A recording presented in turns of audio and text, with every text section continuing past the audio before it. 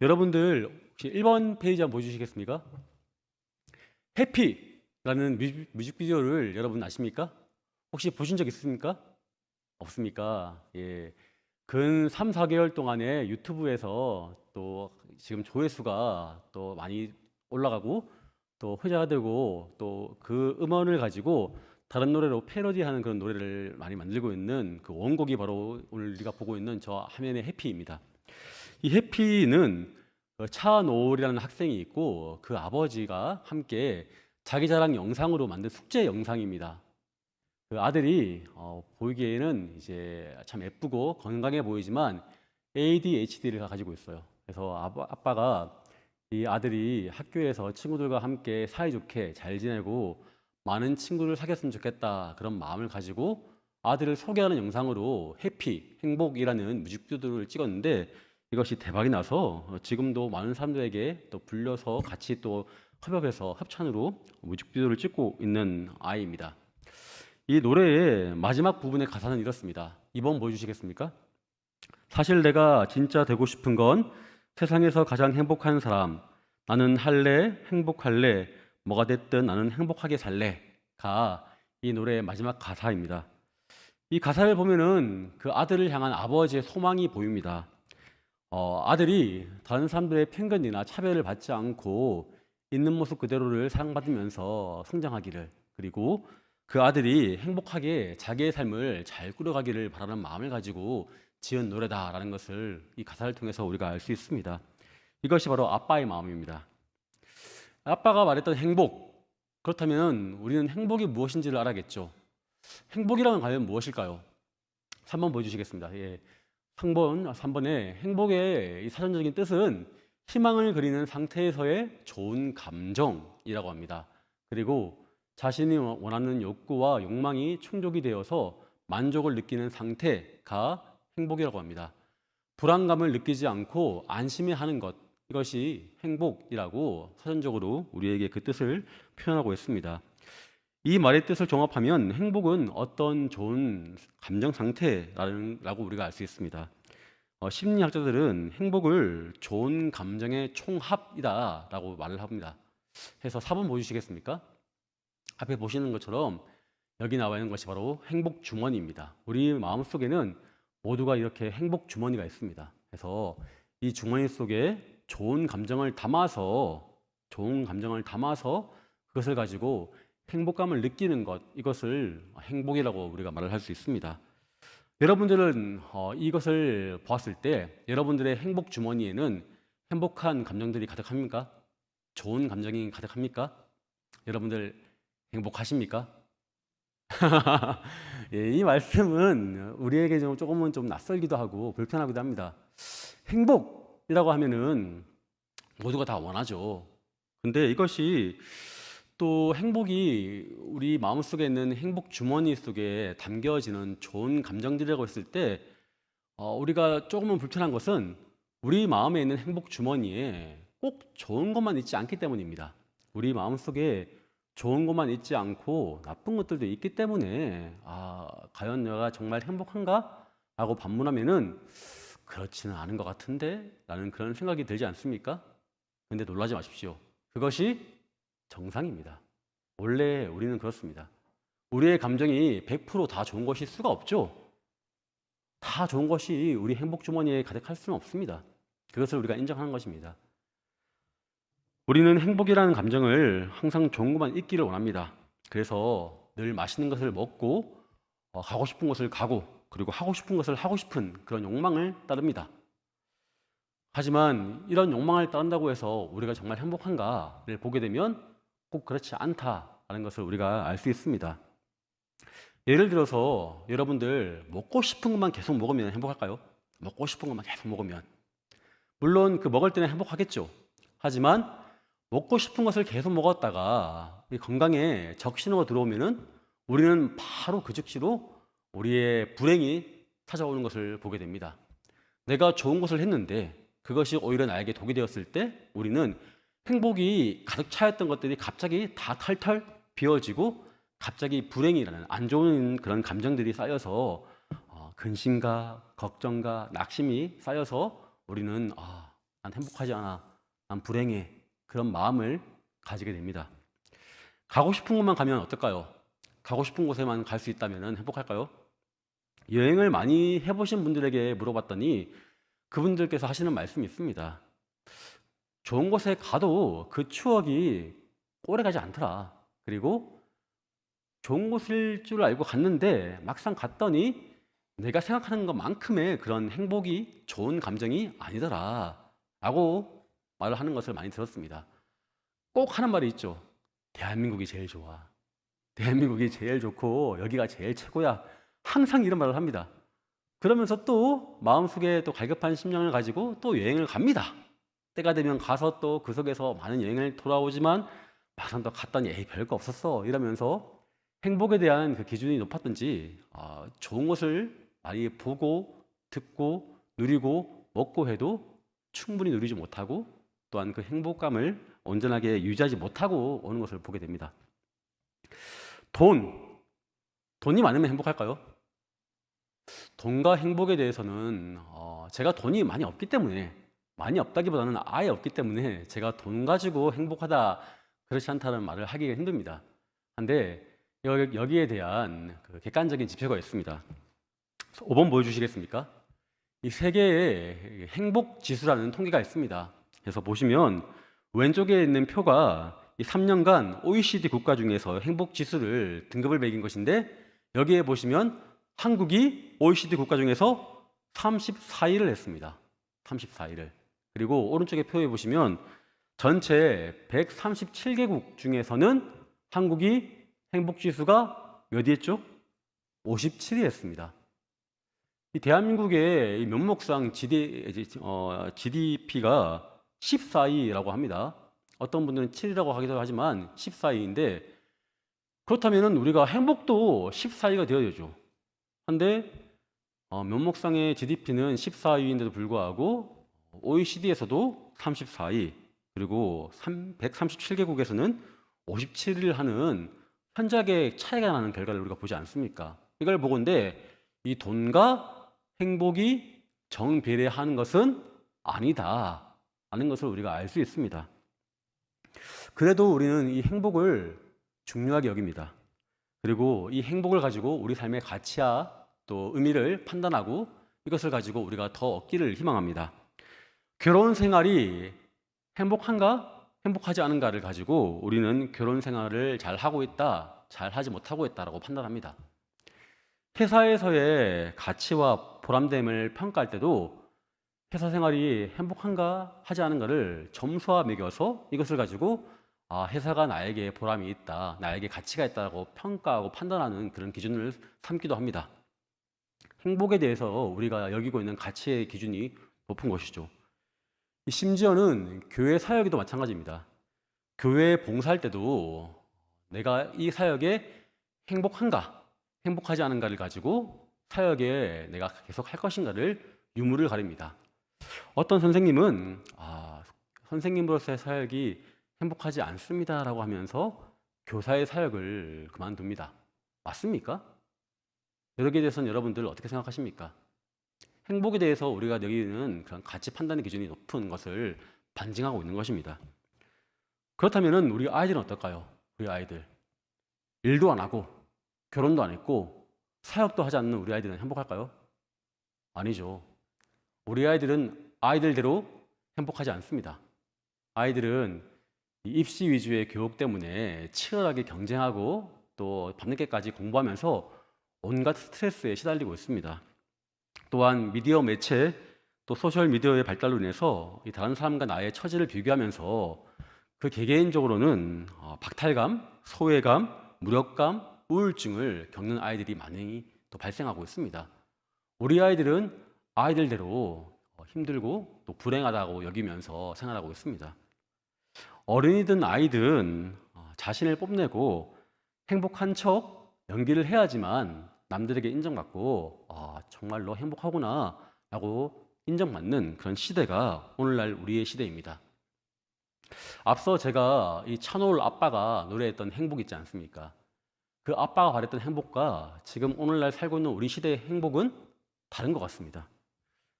과연 우리는 이 찬호울에게 그리고 우리 아이들에게 행복을 선물할 수 있겠습니까? 여러분, 행복하십니까?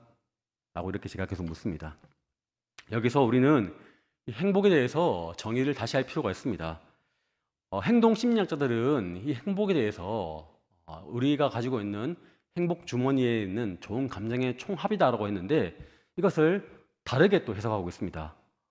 왜냐하면은 이 행복이란 것이 감정에 치우치면은 이것은 마치 꼭 바람을 넣은 풍선처럼 이 안 좋은 것이 왔을 때는 뻥 터지기 때문에 너무너무 불안하고 행복에 대해서 기준점이 없고 그리고 이 행복을 가지고 인생을 판단하기에는 너무 요지부동하다 그런 변동이 많다 그런 생각을 하기 때문에 그런 정의가 아니라 다른 식의 정의를 하고 있습니다. 어떻게 정의하고 있습니까? 그들은 행복에 대해서 우리가 무언가를 할 수 있게 만드는 긍정의 에너지가 행복이다 라고 말을 합니다. 우리가 무언가를 할 수 있게 만드는 긍정의 에너지가 행복, 그렇게 그들은 설명하고 있습니다. 예를 들어 제 손에 이렇게 휴대폰이 있습니다. 휴대폰이 있죠. 휴대폰 가지고 여러분들 뭐 하십니까? 그리운 사람들과 함께 통화하고 문자를 나누고 또한 내 스케줄을 짜고 모르는 길을 내가 안내받고 또한 내 새로운 사업처를 또 일구고 또 내가 알고 있는 지식을 또 배우고 여러 가지 것들을 할 수 있는 것이 바로 휴대폰이지 않습니까?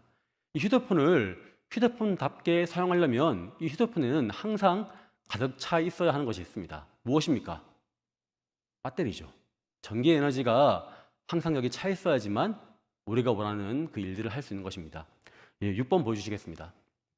그래서 여기 나와 있는 이 배터리가 바로 행복이다라는 것입니다. 우리 인생에도 우리가 무엇을 하기 위해서는 이 에너지가 필요합니다. 내가 이루고 싶고 꿈과 소망이 있고 그 비전을 이루기 위해서 달려가야 되는데 달려가도록 우리를 만들어주는 에너지가 바로 행복이다 라고 그들은 말을 하고 있습니다. 이걸 보건대 우리는 분명히 해야 될 것이 있습니다. 행복은 우리 인생의 목적이 아닙니다. 행복은 우리 인생의 진정한 가치가 될 수 없습니다. 행복을 추구하죠. 지금도 서점에 가면은 행복한 삶, 행복을 위한 삶, 어떻게 하면 행복할 수 있을까를 책을 두고 많이 사람들에게 또 권장하고 읽도록 하고 있습니다. 하지만 행복이란 것은 우리의 목적이 아닙니다.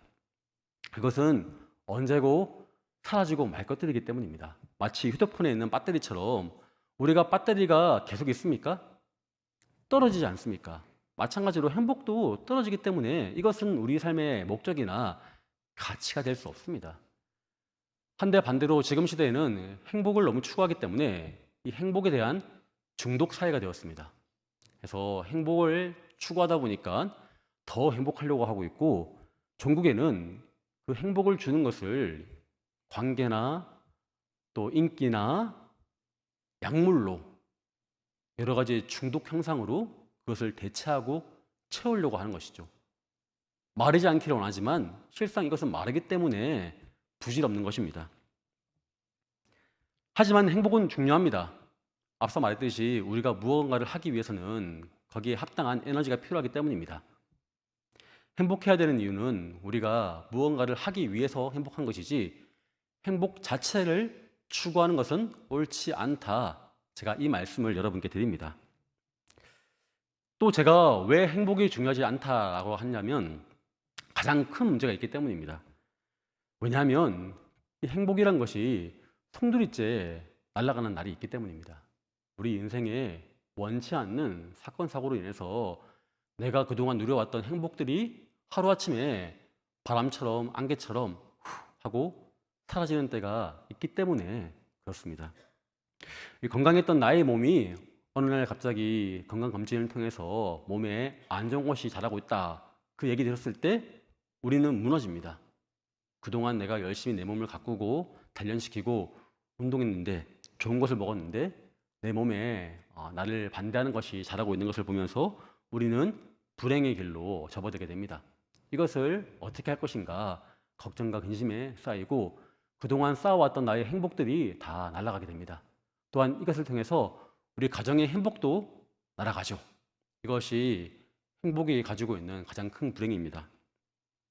가정 경제는 어떠합니까?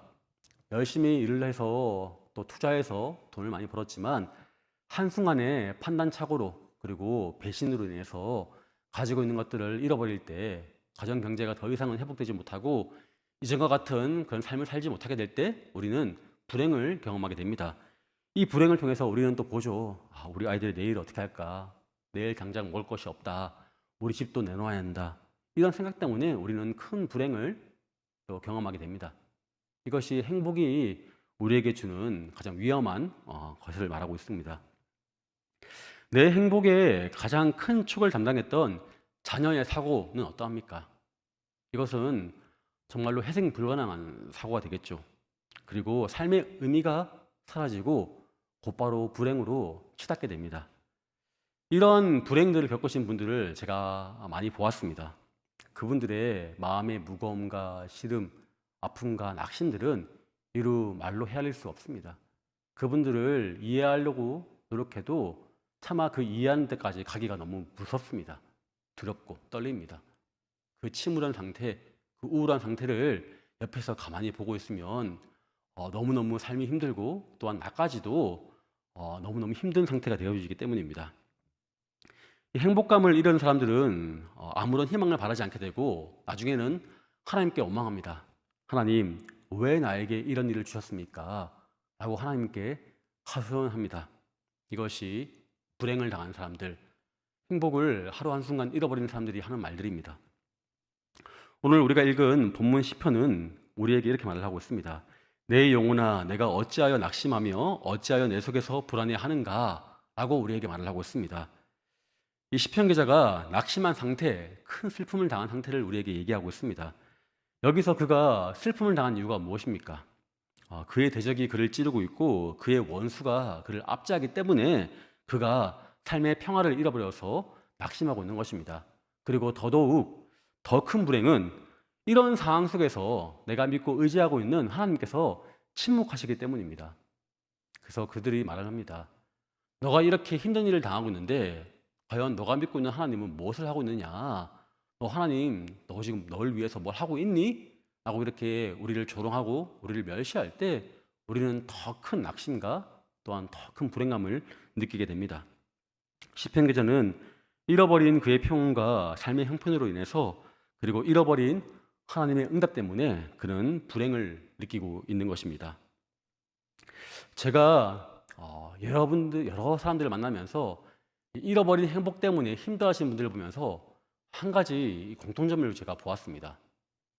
그것은 그들의 행복이 눈에 보이는 것들로 채워져 있다는 것입니다. 그들이 잃어버렸다라고 하는 것이 다 눈에 보이고 손에 잡히는 것들로만 되어 있습니다.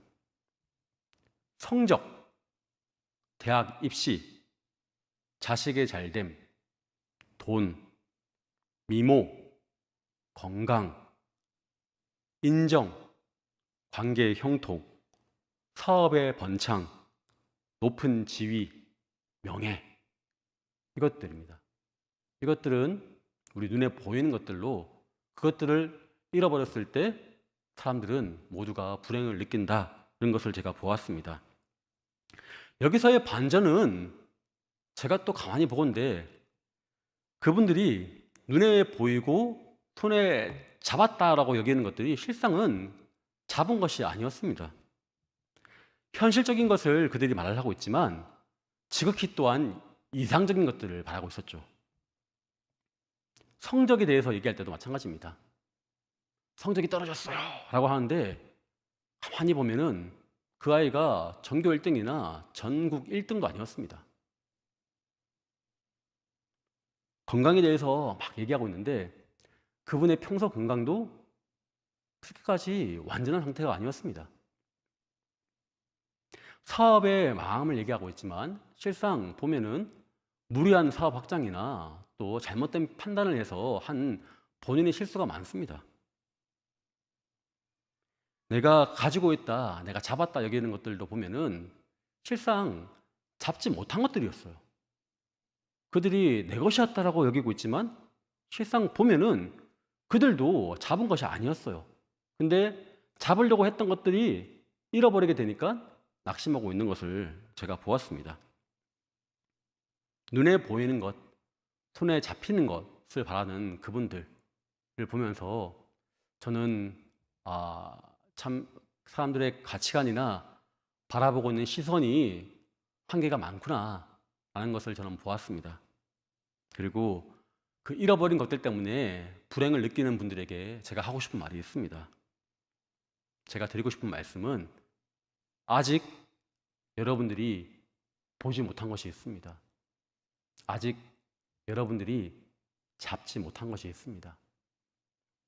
충분히 볼 수 있음에도, 아니, 지금도 보고 있으나 보지 않고 있고 잡지 않고 있는 것들이 있습니다.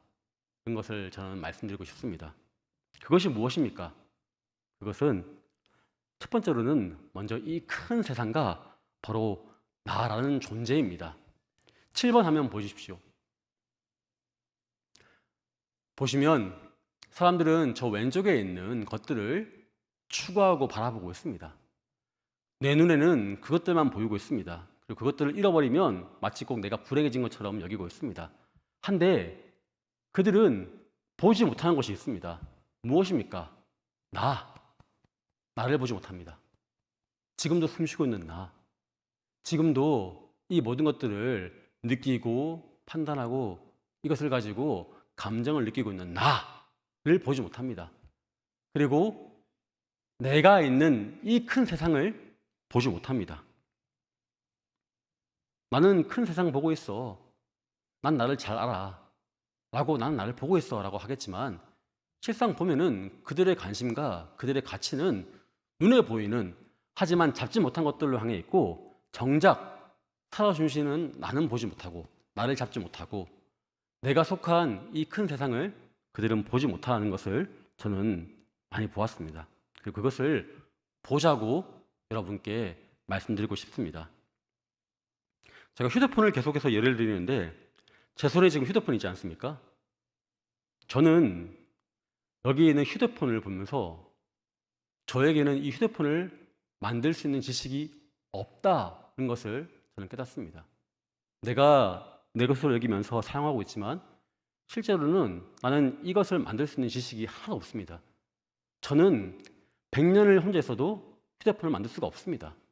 저는 이것을 소유할 만한 그런 능력조차 없는 사람입니다. 저는 휴대폰 만드는 회사도 만들 수가 없습니다. 그리고 이것을 살 수 있게끔 돈이라는 체계를 운영하는 이 사회 시스템도 저는 만들 수가 없습니다. 휴대폰 위에도 어떠합니까? 제가 먹고 마시고 움직이고 살고 있는 이 사회 체계를 저는 만들 수도 없고 설계할 수도 없고 그것을 운영할 수도 없습니다. 저는 이런 것을 제가 마치 꼭 나에게 당연한 것처럼 보고 있지만 실상 이것을 하나 소유하기까지 내가 노력한 것이 아무것도 없다. 이것을 만들기 위해서, 이것을 내가 구입하기 위해서 내가 만들고 세우고 설계한 것이 아무것도 없다는 것을 저는 보고 있습니다. 세상은 내가 알지 못하지만 나 스스로는 내가 나를 알고 있지 않는가? 그런 생각을 할 수 있습니다. 나는 나를 잘 알고 있어. 난 나를 주장할 수 있어. 그런 생각을 할 수도 있을 것입니다. 그런데 저는 저를 가만히 돌아보았더니 저는 저에 대해서 아는 것이 없습니다. 저에 대해서도 생각해 본 적이 없었습니다. 나는 과연 어떤 사람인가? 나는 과연 누구인가? 내 성정은 어떠한가? 내 생각은 과연 어디로 향하고 있는가? 나라는 존재가 무엇을 향해서 있는 것인가? 내가 이 땅에 있는 이유가 무엇인가? 나를 있게 한 것이 무엇인가를 가만히 돌아봐도 아는 것처럼 보였지만 실제로 나는 알지 못하였습니다. 나는 나에 대해서 아무것도 모르는 그런 무지렁댕이였습니다. 나라는 사람이 이 땅에 어떻게 오게 되었으며 나라는 존재와 인격이 어떻게 성장했는지를 그 이유와 원리, 목적을 다 알지 못하고 있었습니다. 나라는 존재는 몰라도 학교에서 배웠던 그러면 자연 원리는 알고 있지 않은가? 수학이나 과학이나 이런 것도 내가 알고 있지 않은가? 나에게는 그래도 알고 있는 지식이 있지 않은가? 그 생각도 해봤습니다. 하지만 나는 이 땅에 대해서도 이 자연 만물에 대해서도 아는 것이 없었습니다. 나는 이 지구, 여기 있는 이 공기, 물, 바람, 광물, 동물과 식물들을 알지 못하고 만들 수도 없습니다. 이것을 잊게 할 수도 없습니다. 나는 어떤 동물에게도 어떤 식물에게도 생명을 준 적이 없습니다. 근데 놀라운 것은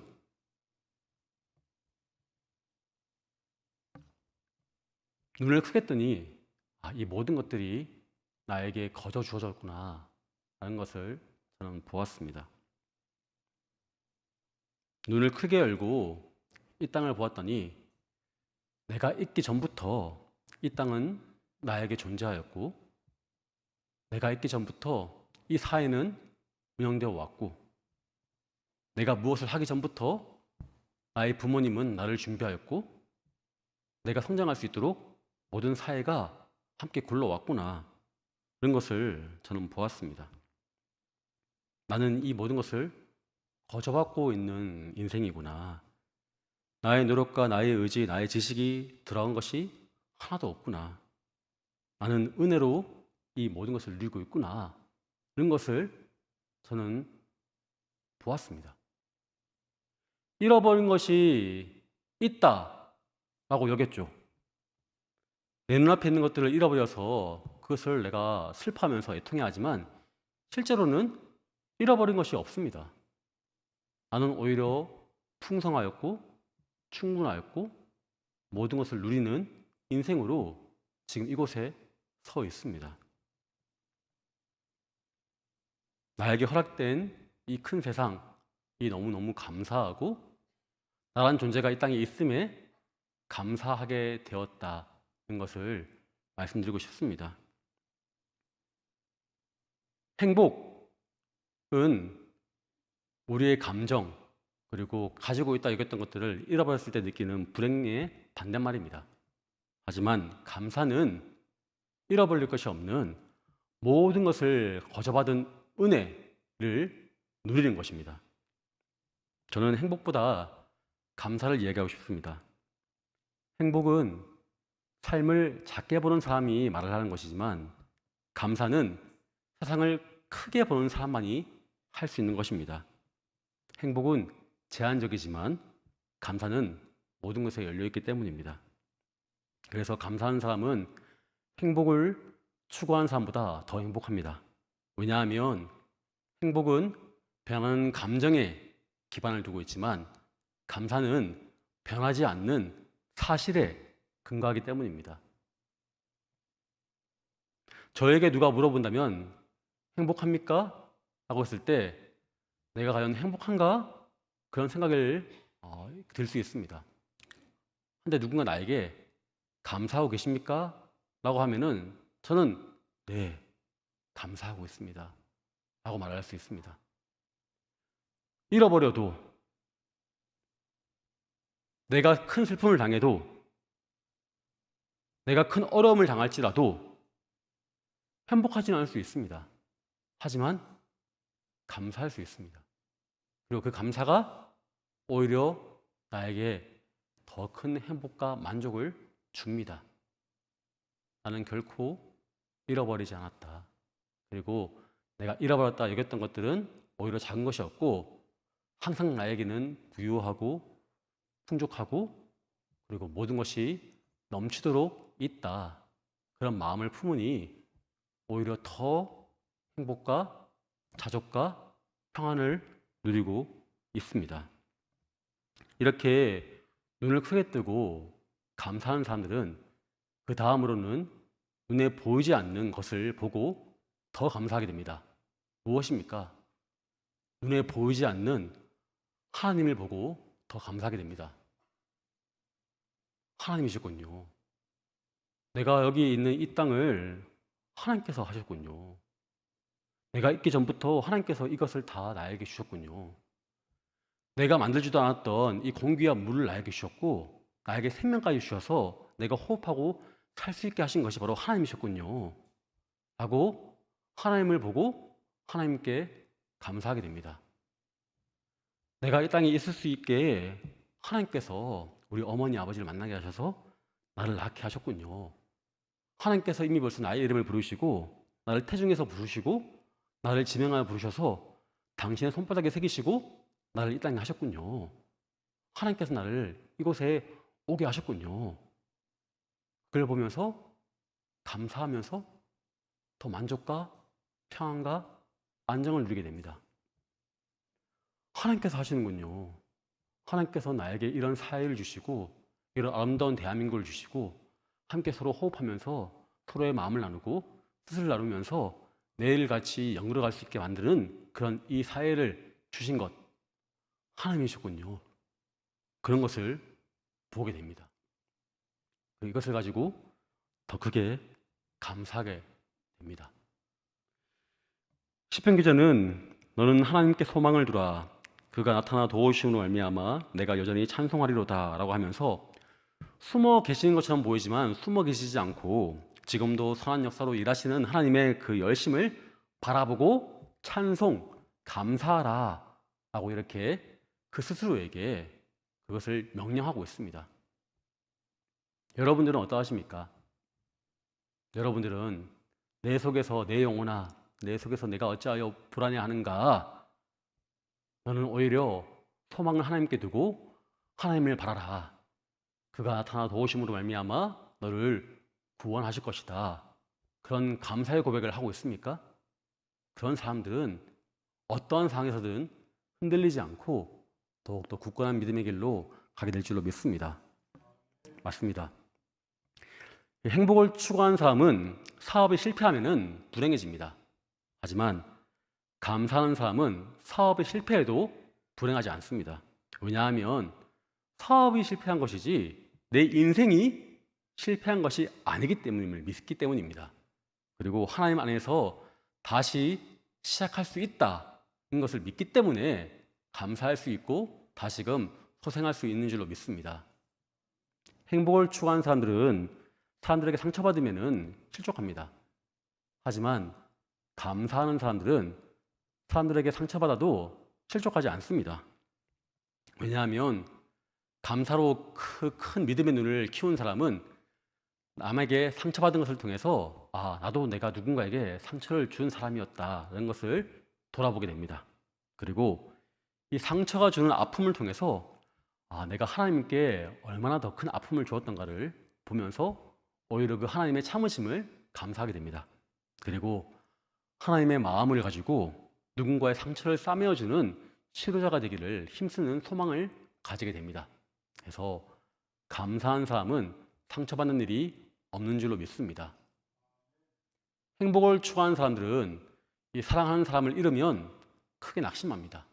하지만 감사한 사람은 사랑하는 사람을 잃어버려도 오히려 그 마음에 소망이 있고 내일의 빛이 있는 줄로 믿습니다.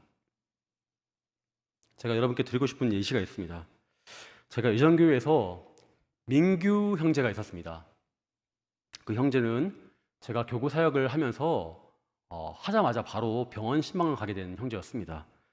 그 형제는 저와 나이가 같았는데 뇌출혈로 뇌 수술을 받게 되었기 때문에 제가 기도하러 가게 된 것입니다. 처음에는 그 형제의 그 수술을 보면서 같이 기도했죠. 같이 얘기도 잘하고 그리고 저보다 더 건장하고 튼실한 그런 형제였기 때문에 수술을 잘 마치고 일어날 수 있을 거라고 저는 보았습니다. 한데 뇌출혈이 문제가 아니었습니다. 실제로 급박하게 있던 그 상황 속에 수술을 했더니 보았더니 머릿속에 뇌 종양이 있었습니다. 그래서 형제가 수술하고 난 뒤에 그 다음에 차차 그 몸에 이상이 나오게 되는 것입니다. 말이 어눌하게 되고 기억이 감퇴하고 점차 몸을 움직일 수 없게 되더만 몸에 이 호르몬이나 여러 가지 신경들이 다 죽어버리고 나중에는 식물인간이 되었습니다. 교회에 그의 어머니가 계셨습니다. 박 권사님이신데 이 박 권사님은 그 아들의 치유를 위해서 하나님께 매일 기도했습니다. 그 아들의 낫기를 바라는 마음을 가지고 매일 와서 교회에 기도한 그 어머니의 열심을 그 이전 교회는 모두가 다 알고 있습니다. 장장 2년 동안을 그렇게 기도하였습니다. 열심히 항상 기도 자리를 빠지지 않고 왔던 그 어머님의 기도, 응답이 되었을까요? 제가 여러분께 인연이라고 하지 않았습니까? 민규 형제는 22년도 6월 달에 하나님 품으로 갔습니다. 그리고 남겨진 그 어머니가 너무너무 걱정이 되는 거예요. 온 교회가 그 어머니를 걱정하는 겁니다. 그리고 어머니한테, 권사님한테 아무도 함부로 말할 수 없는 거예요. 2년 동안을 매일마다 교회에 나와서 기도했는데, 그 아들이 낫기를 바라면서 기도했는데, 그 어머니가 지금 얼마나 상심이 클까, 그 마음에 얼마나 그 침울하고 침통해 할까, 그것을 생각하면서 그 누구도 말할 수 없었어요. 장례가 끝나고 일주일 뒤에 그 권사님께서 저에게 오셨습니다. 그리고 카드를 주시면서 저에게 말씀하셨습니다. 네, 8번 보여주시겠습니까?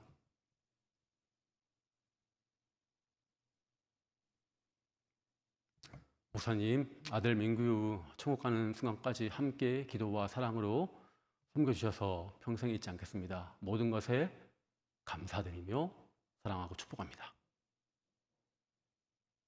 이것이 그 어머니의 고백이었습니다. 그리고 저에게 말씀하셨어요. 지난 2년 동안 하나님께서 나에게 기도시킨 것이 바로 이때를 위함인 줄로 제가 믿습니다. 2년 동안 기도해서 이제는 아들을 평안하게 하나님 품에 맡길 수 있게 하신 것이라고 저는 믿습니다. 저는 오히려 하나님께 감사합니다. 라고 말을 했습니다. 여러분들은 그 어머니의 감사가 들리십니까?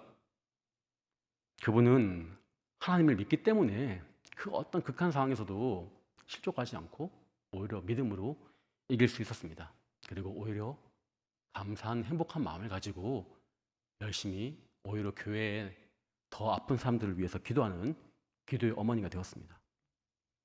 감사한 사람은 실족하지 않습니다. 왜냐하면 하나님께서 끝까지 그 영혼을 품으시고 함께 하실 것을 믿기 때문입니다. 그리고 감사한 사람은 하나님께서 다시 만나는 축복을 주실 것을 믿기 때문에 오히려 힘을 낼 수 있는 것입니다. 우리 인생에 행복보다 감사가 더 중요한 줄로 믿습니다. 이 중요한 감사를 할 수 있는 방법들을 제가 생각했는데, 첫 번째로는 당연한 것부터 감사하자입니다. 당연하게 보이는 나의 매일의 일상이 실은 하나님께서 나에게 주신 은혜이자 기적의 순간임을 믿으시길 바라겠습니다. 내가 오늘 하루를 시작할 수 있게 하나님께서 먼저 일어나서 준비하시고 운행하시고 도우시는 아버지의 은혜가 나에게 넘치게 했다는 것을 믿음으로 바라보시면서 나에게 너무나 당연하게 보이는 것들을 감사하는 여러분 되시기를 이 시간 축원드립니다. 내가 숨 쉬는 것도, 내가 먹는 것도, 내가 입는 것도, 내가 걷는 것도, 내가 또 누군가와 함께 대화를 하는 것도, 우리 가족의 얼굴을 보는 것도, 그리고 이 시간 이 자리에 나와서 예배를 드리는 것도 당연하게 보이겠지만 실은 당연한 것이 아니라 하나님의 은혜이자 기적의 순간인 줄로 믿으시길 바라겠습니다. 이것을 보는 것입니다. 나에게 있던 당연한 것이 아니었다. 모든 것이 다 아버지의 은혜이다. 하나님은 결코 나를 떠나지 않고 나에게 항상 과할 정도로 채워주셨다. 이것을 볼 때 우리가 하나님께 그리고 우리 인생에 감사하지 않을 이유가 없는 줄로 믿습니다. 두 번째로는 범사에 감사하십시오. 먼저 나에게 주어진 것에 감사하십시오. 나에게 주신 생명, 나에게 주신 이 삶, 나에게 주신 이 가정을 감사하십시오. 이것은 내가 얻고자 한 것이 아닙니다. 하나님께서 주신 것입니다. 하나님께서 나에게 은혜를 더하기 위해서, 하나님을 더 찾게 하기 위해서, 하나님을 더 예배하기 위해서 주신 하나님의 은혜인 줄로 믿습니다. 이것을 보면서 나에게 주신 것에 범사에 감사하는 것입니다. 또한 나에게 주지 않은 것도 감사하시길 바라겠습니다. 여러분들 남편 보십시오. 말도 안 듣고 하지 말란 걸 하고 있는 남편 속상하시죠? 그 남편까지도 하나님께서 주셨음을 믿고 감사하십시오. 아이는 어떠합니까? 말도 안 듣고 제멋대로 이고 하지 말란 것만 하고 있는 우리 아이들. 하지만 이것도 역시 마찬가지로 하나님께서 주신 최고의 선물임을 믿고 감사하십시오. 내가 원하지 않는 모습이 있을지라도 나에게 주지 않은 것이 아니라 오히려 나에게 주신 것입니다. 말 안 듣고 맨날 술 마시는 남편일지라도 나에게 이미 벌써 과하게 주신 아버지 선물인 줄로 믿고 감사하십시오. 이것이 범사에 감사하는 지혜인 줄로 믿습니다. 번창하는 사업장을 원하지만 매일매일 수고하여야 땀 흘려야 하는 그런 사업장, 오늘 하루 정말 힘든 그런 일상을 보내고 있는 분들, 감사로 고백하십시오. 나에게 이러한 사업장 주신 것도 감사합니다. 나에게 이러한 일터를 주신 것도 또한 감사합니다 라고 하나님께 맡기는 것입니다. 이것 또한 있음에 감사하고 나아갈 때 하나님께서 우리에게 주시는 하늘의 음성, 위로의 말씀, 그리고 복된 회복이 있는 줄로 믿습니다. 또한 범사에 감사할 때 나 외에 내 주변에 있는 사람들 모두가 평안하게 있는 것들도 감사하십시오. 나에게 좋은 이웃뿐만 아니라 나에게 있는 나쁜 이웃들까지도 그들이 평안하게 있는 것들도 감사하라는 것입니다. 얄미운 저 왼수 같은 옆에 내가 지금도 건강하게 일어나서 나를 씻고 있는 것을 보면서도 같이 화를 내는 것이 아니라 그가 있음에 감사하십시오. 이기적인 옆집 사장님이 지금도 자기 사업장을 위해서 앞에서 차 주차하는 것을 반대하면서 나에게 욕하고 있는 그 사장님이 오늘 하루도 가게 문을 여는 것을 보면서 감사하십시오. 야밤에 지금 열대야 무더위에 잠을 자야 되는데 이 동네 아이들이 시끄럽게 떠들어서 잠을 못 자게 되는 것들까지도 감사하십시오. 할 수 있겠습니까? 이것이 범사에 감사하는 것입니다. 제가 앞에서 이렇게 희한한 말을 하고 있는 것들까지도 감사하시길 바라겠습니다. 또한 이 모든 것들 위에 우리 모든 인생을 굽어 살피시는 하나님께 감사하십시오. 구비마다 소용돌이치는 험난한 인생 여정을 하나님께서 항상 돌보시고 우리를 안전한 길로, 평안한 길로 인도하시는 하나님을 바라보시면서 믿음으로 감사하시길 바라겠습니다. 모든 사람들에게 은혜와 자비의 해비를 비추시며 위로와 힘을 주시는 하나님께 감사하시길 바라겠습니다. 또한 인생의 큰 위기 때마다 정말로 우리가 예상할 수 없는, 우리가 예측하지 못했던 큰 기적의 손길로 그들을 구원하신 것을 보면서 하나님께 감사하시길 바라겠습니다. 마지막으로 하나님께서 약속하신 것은 반드시 이루실 것을 믿으면서 감사하시길 바라겠습니다. 너는 하나님께 소망을 두라. 그가 나타나 도우심으로 말미암아 내가 여전히 찬송하리로다 라고 하고 있습니다. 하나님은 그 약속을 나타내 보이심으로 눈에 보이지 않는 하나님을 보게 하고 하나님께 예배하도록 역사하시는 분인 줄로 믿습니다. 하나님은, 제가 행복을 조금 약간 경하게 얘기했지만 하나님은 우리 행복까지도 채우기를 원하시는 우리 아버지인 줄로 믿습니다. 그분께서는 우리의 행복과 상관이 없는 분이 아니라 우리 행복을 위해서라면 자신의 모든 것을 다 주기까지도 아끼지 않는 좋으신 아버지인 줄로 믿습니다.